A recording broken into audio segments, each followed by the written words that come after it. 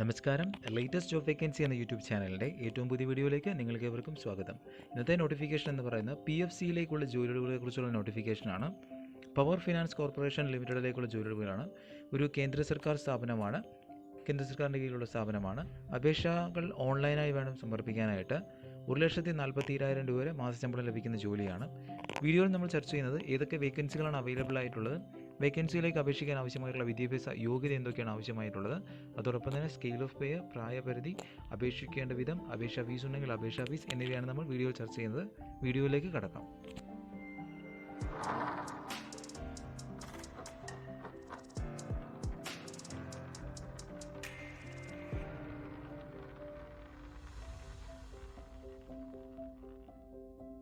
Latest job vacancy എന്ന YouTube channel നിങ്ങൾ ആദ്യമായിട്ടാണ് കാണുന്നതെങ്കിൽ ദയവായിട്ട് ഒന്ന് സബ്സ്ക്രൈബ് ചെയ്യുക. അതിനോടൊപ്പമുള്ള ബെല്ലൈക്കൺ ഒന്ന് എനേബിൾ ചെയ്യുകയും കൂടെ ചെയ്യുക. എങ്കിൽ മാത്രമേ ഞാൻ അപ്ലോഡ് ചെയ്യുന്ന ജോബ് നോട്ടിഫിക്കേഷൻ വീഡിയോസ് നിങ്ങൾക്ക് ആദ്യം തന്നെ ലഭിക്കുകയുള്ളൂ. വീഡിയോയിലേക്ക് കടക്കാം. ഇന്നത്തെ നോട്ടിഫിക്കേഷൻ എന്ന് പറയുന്നത് പവർ ഫിനാൻസ് കോർപ്പറേഷൻ ലിമിറ്റഡ് PFCയിലേക്കുള്ള ജോലികളെക്കുറിച്ചുള്ള നോട്ടിഫിക്കേഷനാണ്. കേന്ദ്ര സർക്കാർ സ്ഥാപനമാണ്. ന്യൂഡൽഹിയിലേക്കുള്ള ജോലികളാണ്. ഡീറ്റെയിൽ ആയിട്ട് നമുക്ക് ഏതൊക്കെ വേക്കൻസികളാണ് അവൈലബിൾ ആയിട്ടുള്ളതെന്ന് ചെക്ക് ചെയ്യാൻ നോക്കാം. വേക്കൻസി ഡീറ്റെയിൽസ് ഡീറ്റെയിൽ ആയിട്ട് ചെക്ക് ചെയ്യുന്ന സമയത്ത് ആദ്യത്തെ വേക്കൻസി എന്ന് പറയുന്നത് അസിസ്റ്റൻറ്റ് ഓഫീസർ ഇൻഫ്രാസ്ട്രക്ചർ മാനേജ്മെൻറ്റ് എന്ന് പറയുന്ന കാറ്റഗറിയിലേക്കുള്ള വേക്കൻസിയാണ് അവൈലബിൾ ആയിട്ടുള്ളത്. സ്കെയിൽ ഓഫ് പേ ആയിട്ട് പറയുന്നത് 30,000 രൂപ തൊട്ട് 1,20,000 രൂപ വരെയാണ് പറയുന്നത്. ഒരു വേക്കൻസിയാണ് അവൈലബിൾ ആയിട്ടുള്ളത്. OBC കാറ്റഗറിയിലേക്ക് റിസർവ് ചെയ്തിട്ടുള്ള വേക്കൻസിയാണ്. അതോടൊപ്പം തന്നെ എഡ്യൂക്കേഷണൽ ക്വാളിഫിക്കേഷനായിട്ട് യോജിച്ചിരിക്കുന്നത് പോസ്റ്റ് ഗ്രാജുവേറ്റ് ഡിഗ്രിയോ PGയോ MSc ITയോ അല്ലെങ്കിൽ പോസ്റ്റ് ഗ്രാജുവേറ്റ് ഡിപ്ലോമയോ IT ഫീൽഡിൽ ഉണ്ടെന്നുണ്ടെങ്കിൽ നിങ്ങൾക്ക് ഇതിലേക്ക് അപ്ലൈ ചെയ്യാൻ സാധിക്കുന്നതാണ്. മിനിമം 55% മാർക്ക് ഉണ്ടായിരിക്കണം എന്ന് പ്രത്യേകം പറയുന്നുണ്ട്. അതല്ലെന്നുണ്ടെങ്കിൽ പോസ്റ്റ് ഗ്രാജുവേറ്റ് ഡിഗ്രിയോ MCOMോ MScയോ മിനിമം 55% മാർക്കോട് കൂടി, അതല്ലെങ്കിൽ ഡിപ്ലോമയോ IT ഫീൽഡിൽ ഉണ്ടെന്നുണ്ടെങ്കിൽ നിങ്ങൾക്ക് ഇതിലേക്ക് അപ്ലൈ ചെയ്യാനും സാധിക്കുന്നു. അതോടൊപ്പം 4 വർഷത്തെ എക്സ്പീരിയൻസും അവർ ചോദിച്ചിട്ടുമുണ്ട്. അടുത്ത പോസ്റ്റ് എന്ന് പറയുന്നത് അസിസ്റ്റൻറ്റ് ഓഫീസർ ആപ്ലിക്കേഷൻ ഡെവലപ്മെൻറ്റ് എന്ന് പറയുന്ന പോസ്റ്റാണ്. സ്കെയിൽ ഓഫ് പേ ആയിട്ട് പറയുന്നത് 30,000 രൂപ മുതൽ 1,20,000 രൂപ വരെയാണ്. ടോട്ടലായിട്ട് ഒരു വേക്കൻസിയാണ്. അൺറിസർവ്ഡ് കാറ്റഗറിയിലുള്ള വേക്കൻസിയാണ്. വിദ്യാഭ്യാസ യോഗ്യതയായിട്ട് അവർ ചോദിച്ചിട്ടുള്ളത് പോസ്റ്റ് ഗ്രാജുവേറ്റ് ഡിഗ്രിയോ MSc ITയോ പോസ്റ്റ് ഗ്രാജുവേറ്റ് ഡിപ്ലോമയോ ഉണ്ടെന്നുണ്ടെങ്കിൽ നിങ്ങൾക്ക് ഇതിലേക്ക് IT ഫീൽഡിൽ നിങ്ങൾ ഉണ്ടെന്നുണ്ടെങ്കിൽ മിനിമം 55% മാർക്കോടുകൂടി പാസ്സായ ആളാണെന്നുണ്ടെങ്കിൽ തീർച്ചയായിട്ടും നിങ്ങൾക്ക് ഇതിലേക്ക് അപ്ലൈ ചെയ്യാൻ സാധിക്കുന്നതാണ്. അതല്ലെന്നുണ്ടെങ്കിൽ പോസ്റ്റ് ഗ്രാജുവേറ്റ് ഡിഗ്രിയോ MCOMോ MScയോ മിനിമം 55% മാർക്ക് ഉണ്ടെന്നുണ്ടെങ്കിൽ, ഡിപ്ലോമ സർട്ടിഫിക്കറ്റും ഉണ്ടെന്നുണ്ടെങ്കിലും നിങ്ങൾക്ക് ഇതിലേക്ക് അപ്ലൈ ചെയ്യാൻ സാധിക്കുന്നതാണ്. അതോടൊപ്പം തന്നെ അവർ 4 വർഷത്തെ എക്സ്പീരിയൻസും ചോദിച്ചിട്ടുമുണ്ട്. അടുത്ത പോസ്റ്റ് എന്ന് പറയുന്നത് അസിസ്റ്റൻറ്റ് മാനേജർ IT സെക്യൂരിറ്റി എന്ന് പറയുന്ന പോസ്റ്റാണ്. പേ സ്കെയിലായിട്ട് പറയുന്നത് 60,000 രൂപ മുതൽ 1,80,000 രൂപയാണ് പറയുന്നത്. ഒരു വേക്കൻസിയാണ് അവൈലബിൾ ആയിട്ടുള്ളത്. അൺറിസർവ്ഡ് കാറ്റഗറിയായിട്ടുള്ള വേക്കൻസിയാണ്. വിദ്യാഭ്യാസ യോഗ്യതയായിട്ട് ചോദിച്ചിട്ടുള്ളത് BO BTechോ CSIയിലോ കമ്പ്യൂട്ടർ സയൻസിലോ ITയിലോ ഉണ്ടെന്നുണ്ടെങ്കിൽ നിങ്ങൾക്ക് ഇതിലേക്ക് അപ്ലൈ ചെയ്യാൻ സാധിക്കുന്നതാണ്. അതല്ലെന്നുണ്ടെങ്കിൽ MCAയോ PGDCA 3 വർഷത്തെ കോഴ്സോ നിങ്ങൾ ക്വാളിഫൈഡ് ആണെന്നുണ്ടെങ്കിലും നിങ്ങൾക്ക് ഇതിലേക്ക് അപ്ലൈ ചെയ്യാനും സാധിക്കുന്നതാണ്. മിനിമം 60% മാർക്ക് ഉണ്ടായിരിക്കണം എന്ന് പ്രത്യേകം അവർ പറയുകയും ചെയ്യുന്നുണ്ട്. അതോടൊപ്പം തന്നെ 1 വർഷത്തെ എക്സ്പീരിയൻസും അവർ ചോദിച്ചിട്ടുണ്ട്. ഡീറ്റെയിൽ ആയിട്ട് ഒഫീഷ്യൽ നോട്ടിഫിക്കേഷൻ നൽകിയിട്ടുണ്ട്. ഇപ്പോൾ നിങ്ങൾ കാണുന്നതാണ്. അടുത്ത പോസ്റ്റ് എന്ന് പറയുന്ന ഡെപ്യൂട്ടി മാനേജർ ഡിസാസ്റ്റർ റിക്കവറി എന്ന് പറയുന്ന പോസ്റ്റാണ്.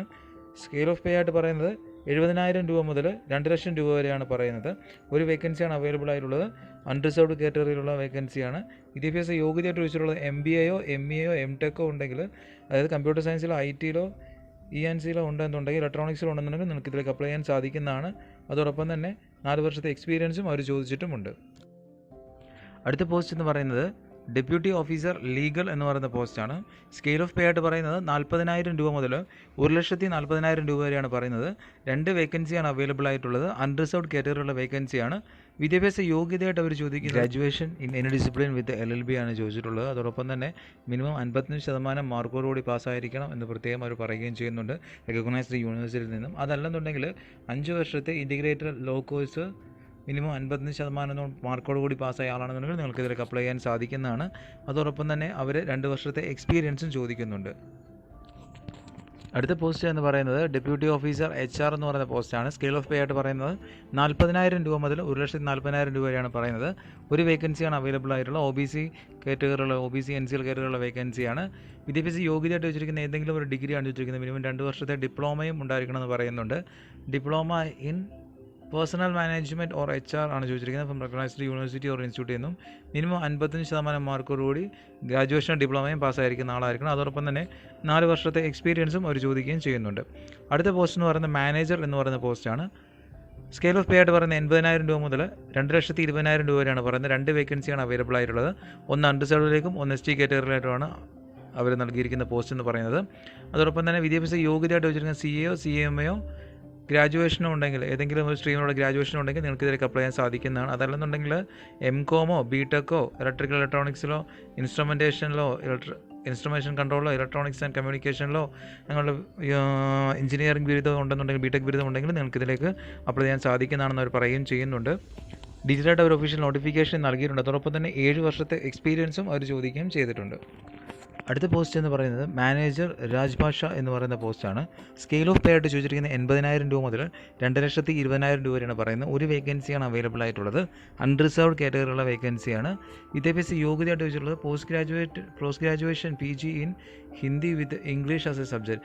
പോസ്റ്റ് ഗ്രാജുവേഷൻ ഹിന്ദിയിലോ ഇംഗ്ലീഷിലോ സബ്ജക്റ്റായിട്ടും പഠിച്ചിട്ടുണ്ടായിരിക്കണം. അതല്ലെന്നുണ്ടെങ്കിൽ തിരിച്ചും അങ്ങനെയാണ് അവർ ചോദിച്ചിരിക്കുന്നത്. അതോടൊപ്പം തന്നെ അതല്ലെന്നുണ്ടെങ്കിൽ post graduation with Hindi medium in any subject and English as a subject as a graduation level or vice versa ആണ് അവർ ചോദിച്ചിരിക്കുന്നത്.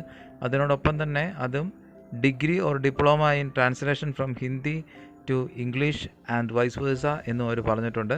അതോടൊപ്പം തന്നെ അവർ 7 വർഷത്തെ പോസ്റ്റ് ക്വാളിഫിക്കേഷൻ എക്സ്പീരിയൻസും ചോദിക്കുകയും ചെയ്തിട്ടുണ്ട്. അടുത്ത പോസ്റ്റ് എന്ന് പറയുന്നത് ഡെപ്യൂട്ടി മാനേജർ PR എന്ന് പറയുന്ന പോസ്റ്റാണ്. സ്കെയിൽ ഓഫ് പേ ആയിട്ട് പറയുന്നത് 70,000 രൂപ മുതൽ 2,00,000 രൂപ വരെയാണ് പറയുന്നത്. ഒരു വേക്കൻസിയാണ് അവൈലബിൾ ആയിട്ടുള്ളത്. OBC NCL കാറ്റഗറിയിലുള്ള വേക്കൻസിയാണ്. വിദ്യാഭ്യാസ യോഗ്യതയായിട്ട് ചോദിച്ചിട്ടുള്ളത് പോസ്റ്റ് ഗ്രാജുവേഷൻ ഡിഗ്രിയോ ഡിപ്ലോമയോ 2 വർഷത്തെ ഡ്യൂറേഷൻ ഉണ്ടെന്നുണ്ടെങ്കിൽ PRലോ മാസ് കമ്മ്യൂണിക്കേഷനിലോ ജേർണലിസത്തിലോ എടുത്തുകൊണ്ടായിരിക്കണം. അങ്ങനെയാണെങ്കിൽ നിങ്ങൾക്ക് ഇതിലേക്ക് അപ്ലൈ ചെയ്യാൻ സാധിക്കുന്നതായിരിക്കും. അതല്ലെന്നുണ്ടെങ്കിൽ PG diploma course in journalism, radio and TV journalism, advertising and PR English journalism from Indian institute of mass communication under ministry of L&B. ഈ യോഗ്യത ഉണ്ടെങ്കിൽ നിങ്ങൾക്ക് ഇതിലേക്ക് അപ്ലൈ ചെയ്യാൻ സാധിക്കുന്നതാണ്. അതോടൊപ്പം തന്നെ മിനിമം 4 വർഷത്തെ എക്സ്പീരിയൻസും അവർ ചോദിക്കുകയും ചെയ്യുന്നുണ്ട്. അതോടൊപ്പം തന്നെ ഓരോ പോസ്റ്റിലേക്കുമുള്ള കോമ്പൻസേഷൻ പാക്കേജിൻ്റെ ഡീറ്റെയിൽ ആയിട്ടൊരു ചാർട്ടും അവർ നൽകിയിട്ടുണ്ട്. ഇപ്പോൾ നിങ്ങൾ കാണുന്നതാണ്. ഒഫീഷ്യൽ നോട്ടിഫിക്കേഷൻ അവർ ഡീറ്റെയിൽ ആയിട്ട് നൽകുകയും ചെയ്തിട്ടുണ്ട്. ദയവായിട്ട് അത് കൂടെ ചെക്ക് ചെയ്യുക. അതോടൊപ്പം തന്നെ അവർ ഏജ് റിലാക്സേഷനും പറയുന്നുണ്ട്. നിങ്ങൾ SC/ST ആണെന്നുണ്ടെങ്കിൽ SC/ST കാൻഡിഡേറ്റ് ആണെങ്കിൽ 5 വർഷത്തെ ഏജ് റിലാക്സേഷനും, OBC NCL കാറ്റഗറി ആണെങ്കിൽ 3 വർഷത്തെ ഏജ് റിലാക്സേഷനും, അതോടൊപ്പം തന്നെ PWBD unreserved category PWBD category ആണെന്നുണ്ടെങ്കിൽ നിങ്ങൾക്ക് 10 വർഷത്തെ ഏജ് റിലാക്സേഷൻ നൽകുന്നുണ്ട്. അതോടൊപ്പം തന്നെ ബാക്കി അവർ ഡീറ്റെയിൽ ആയിട്ട് ഒഫീഷ്യൽ നോട്ടിഫിക്കേഷൻ നൽകിയിട്ടുണ്ട്. ദയവായിട്ട് ഒഫീഷ്യൽ നോട്ടിഫിക്കേഷൻ ചെക്ക് ചെയ്യുക. ഒഫീഷ്യൽ നോട്ടിഫിക്കേഷൻ്റെ PDF-ഉം അതോടൊപ്പം തന്നെ ഒഫീഷ്യൽ വെബ്സൈറ്റിൻ്റെ ലിങ്കും ഞാൻ ഒരു ഡിസ്ക്രിപ്ഷനിൽ നൽകിയിട്ടുണ്ട്. ദയവായിട്ട് അതുകൂടെ ചെക്ക് ചെയ്യണം എന്ന് പ്രത്യേകം ഓർപ്പിക്കുകയും ചെയ്യുന്നു. അതുപോലെ തന്നെ അപേക്ഷകൾ സമർപ്പിക്കേണ്ട മെത്തേഡായിട്ട് അവർ പറഞ്ഞിരിക്കുന്ന ഓൺലൈൻ മെത്തേഡിലാണ് അപേക്ഷകൾ സമർപ്പിക്കേണ്ടത്. അപേക്ഷകൾ സമർപ്പിക്കാൻ തുടങ്ങുന്ന ഡേറ്റ് എന്ന് പറയുന്നത് 3 ഏപ്രിൽ 2021 അതുപോലെ തന്നെ അവസാനിക്കുന്ന ഡേറ്റ് എന്ന് പറയുന്നത് 23 ഏപ്രിൽ 2021 വൈകുന്നേരം 5 മണിക്കുള്ളിൽ തന്നെ അപേക്ഷകൾ സമർപ്പിക്കണമെന്നാണ് പറയുന്നത്. അവർ ഒഫീഷ്യൽ വെബ്സൈറ്റായ www.pfcindia.com എന്ന് പറയുന്ന ഒഫീഷ്യൽ വെബ്സൈറ്റ് വഴി വേണം അപേക്ഷകൾ സമർപ്പിക്കുന്നതിനായിട്ട്. അതുപോലെ തന്നെ ഈ പോസ്റ്റിലേക്ക് അപേക്ഷകൾ സമർപ്പിക്കുന്നതിനുള്ള അപേക്ഷ ഫീസ് ഉണ്ടായിരിക്കുന്നതാണ്. എല്ലാവരും 500 രൂപയാണ് എല്ലാവർക്കും അപേക്ഷ ഫീസായിട്ട് അവർ പറഞ്ഞിരിക്കുന്നത്. അപേക്ഷ ഫീസ് അടയ്ക്കേണ്ട മെത്തേഡായിട്ട് പറഞ്ഞിരിക്കുന്ന ഓൺലൈൻ മെത്തേഡിൽ തന്നെയാണ് പറഞ്ഞിരിക്കുന്നത്. അവരുടെ ഒഫീഷ്യൽ വെബ്സൈറ്റിൽ നിങ്ങൾ ആപ്ലിക്കേഷൻ സബ്മിറ്റ് ചെയ്യുന്ന സമയത്ത് പേയ്മെൻറ്റ് ഗേറ്റ് വരും. പേയ്മെൻറ്റ് ഗേറ്റ് വഴി നിങ്ങൾക്ക് പേയ്മെൻറ്റ് ചെയ്യാനും സാധിക്കുന്നതാണ്. ഡീറ്റെയിൽ ആയിട്ട് ഒരു ഒഫീഷ്യൽ നോട്ടിഫിക്കേഷൻ നൽകിയിട്ടുണ്ട്. ദയവായിട്ട് ഒഫീഷ്യൽ നോട്ടിഫിക്കേഷൻ പ്രോപ്പറായിട്ട് വായിച്ച് നോക്കിയതിനു ശേഷം എലിജിബിൾ ആണെന്നുണ്ടെങ്കിൽ മാത്രം അപ്ലൈ ചെയ്യാൻ ശ്രമിക്കണം എന്ന് പ്രത്യേകം ഓർപ്പിക്കുകയും ചെയ്യുന്നു. അതോടൊപ്പം തന്നെ ഡീറ്റെയിൽ ആയിട്ട് ഒരു ഗൈഡ് ലൈൻസ് നൽകിയിട്ടുണ്ട്. അതുകൂടെ പൂർണ്ണമായിട്ടും വായിച്ച് നോക്കണം എന്ന് പ്രത്യേകം ഓർപ്പിക്കുകയും ചെയ്യുന്നു. അതുപോലെ നിങ്ങൾക്ക് ഈ വീഡിയോ ഉപകാരപ്രദമായി എന്ന് തോന്നുകയാണെങ്കിൽ ദയവായിട്ട് നിങ്ങളുടെ കൂട്ടുകാരിലേക്കും ഷെയർ ചെയ്യാൻ നൽകുക. ഒരുപക്ഷെ അവർക്കും ഇത് ഉപകാരപ്രദമായേക്കാം. അതോടൊപ്പം തന്നെ നിങ്ങൾ ഇത്രയും നാൾ നൽകിയ സപ്പോർട്ടിന് വളരെയധികം നന്ദി. അടുത്ത പുതിയൊരു ജോബ് നോട്ടിഫിക്കേഷൻ വീഡിയോ ആയിട്ട് വീണ്ടും കാണുന്നവരേക്കും ഇറ്റ്സ് സൈനിങ് ഓഫ്.